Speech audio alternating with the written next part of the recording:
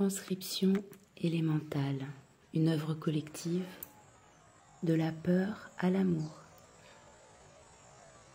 Mes chers amis, nous avons besoin d'en parler, nous avons besoin d'en parler autrement. Cette inquiétude, cette peur, cette urgence climatique. Alors moi, quand on me dit urgence, j'ai tendance à ralentir.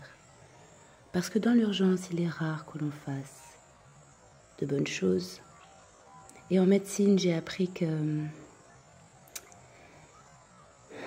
il n'y a pas beaucoup de réelle urgence. Je pense qu'il ne sert à rien de s'affoler. Je pense qu'il faut s'asseoir et observer. Prendre le temps de réfléchir, de ressentir, de contempler, embellir sa vie, faire rentrer la nature dans sa vie, vivre dans la nature, honorer la nature.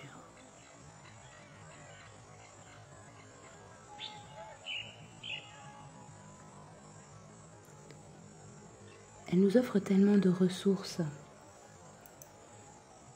Regardez l'eau, conservée dans ces canaries traditionnelles pour conserver l'eau. D'où vient l'argile? Elle vient de la terre. D'où vient notre nourriture? Elle nous vient de la nature. Regardez cette diversité, cette beauté. Et si on commence à la cuisiner, à la contempler avec amour, regardez les cœurs dans la clémentine, vous les voyez? Si on commence à être présent à la nature, je pense que nous allons tout bonifier. Regardez un simple gâteau et quelques fleurs posées. Nous avons besoin de rétablir la poésie dans nos vies. Radicalement. Changer de regard, changer d'optique, retourner la situation. Passer de la peur à l'amour. Et l'amour est patient. L'amour est artisan. De quoi avons-nous vraiment besoin? Avons-nous besoin de voitures électriques?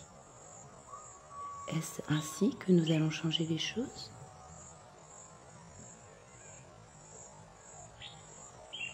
Regardez ce baume. Ce sont des matières naturelles. Uniquement naturelles. Qu'est-ce que le luxe? Je vous demande, qu'est-ce que le luxe? Est-ce une marque estampillée? Ou est-ce un produit créé par une artisane consciente avec 100% d'actifs? Des actifs naturels, comme on dit. Regardez ce savon. Il s'appelle Estampe. C'est du cacao, c'est de la spiruline et des huiles végétales qui sont alchimisées pour devenir du savon. La nature nous enseigne les couleurs. La nature ne demande pas le droit d'exister. La nature se manifeste. Et quand nous la transformons avec amour, elle se manifeste encore d'une autre manière. C'est une surface de savon. Ça aussi. Tout est naturel ici. N'est-ce pas le réel luxe que de pouvoir avoir un produit parfumé aux huiles essentielles qui va être un soin d'aromathérapie, une douceur pour la peau? Et cette fleur, a-t-elle demandé l'autorisation d'être belle? Elle se laisse faire comme le chou, par le vent, par le soleil. Ne trouverions-nous pas notre beauté dans ce laisser-faire, dans ce lâcher-prise? La beauté intérieure se révèle à l'extérieur, n'est-ce pas? Alors, pourquoi pas entrer en écologie avec soi-même? Ce n'est pas vraiment une affaire politique au final. Ça concerne nos familles, nos amis, nos enfants.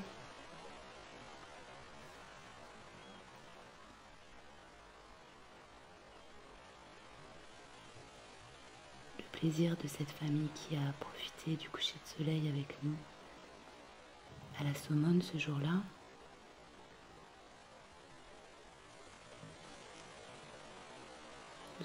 Je les ai longtemps observés.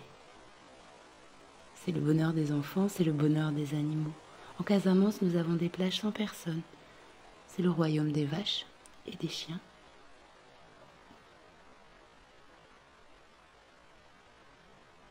Nous pouvons contempler l'océan à loisir, sans perturbation.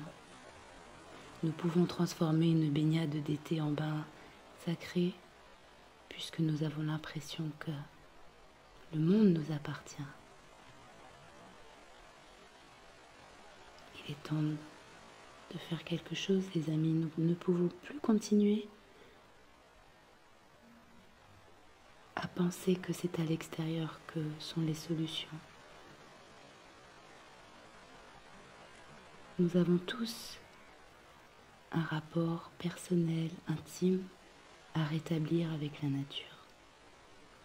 La nature est une ressource, mais la nature est une source de joie,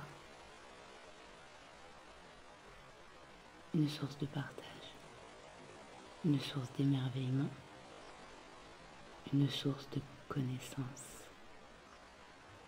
Car rien n'est laissé au hasard.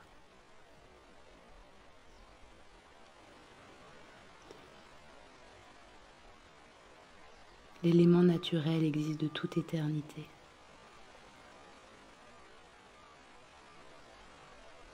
Il était là bien avant nous, cette création minérale, végétale.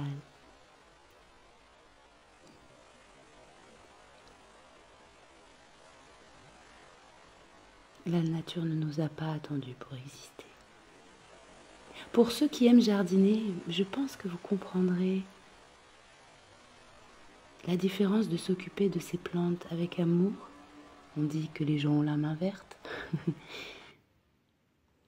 Ou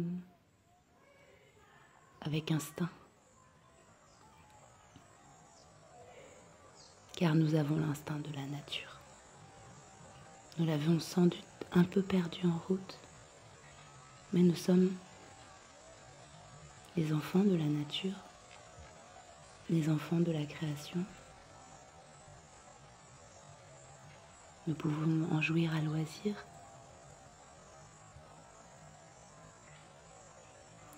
Mais, si ce baobab du village des arts est toujours sur pied, c'est parce que quand il était tout petit, quelqu'un a commencé à l'arroser, à en prendre soin. Car je pense que nous sommes en fait les gardiens, non pas les exploitants. Nous sommes les gardiens. Si chacun est attaché à son petit coin de nature, je pense que rien de mal ne pourra lui arriver.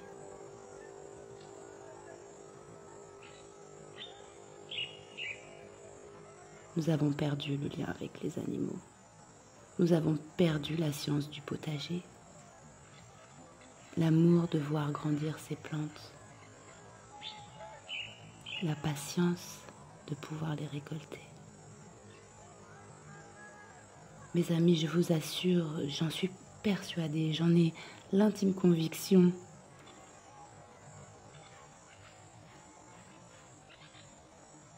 Il ne va rien se passer de mal. Simplement, il faut se mettre à l'œuvre.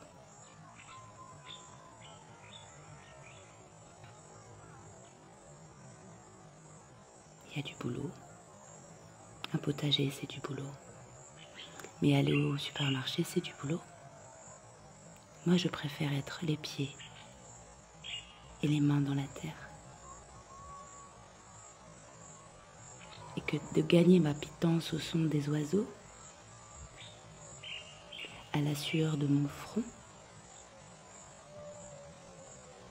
oubliant la nécessité que mes ongles soient parfaitement manucurés. Et je sens dans mon potager, avec mes fleurs, je sens la magie. Je sens que la nature s'occupe de moi.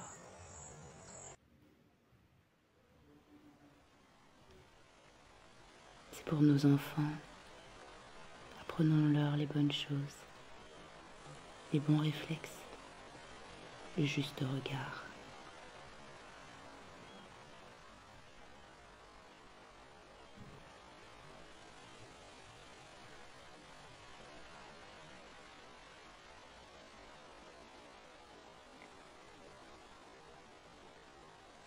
La confiance.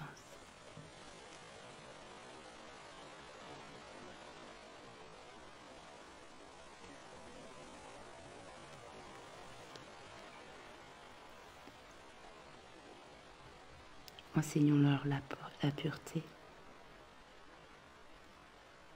la beauté, l'innocence. Ce documentaire a été réalisé en l'espace de 24 heures. Merci.